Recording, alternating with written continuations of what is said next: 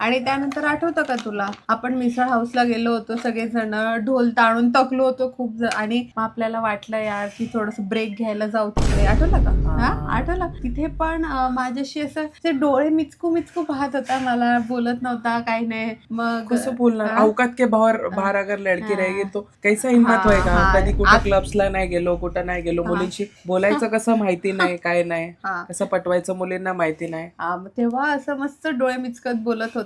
मग काय करती, इंस्टाग्रामचा प्रोफाईल घेतला याने माझा, फॉलो कर हा म्हणे मला, मी तुला मेसेज करेल.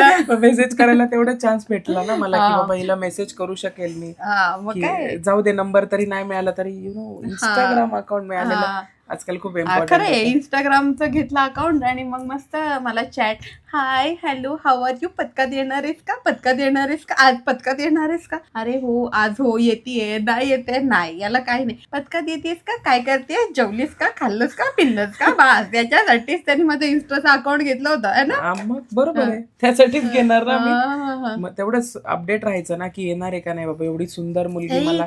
जास्त नको फसू नको, आता झालंय, लग्न झालंय, आता नको खोटं बोलू, ठीक आहे ना.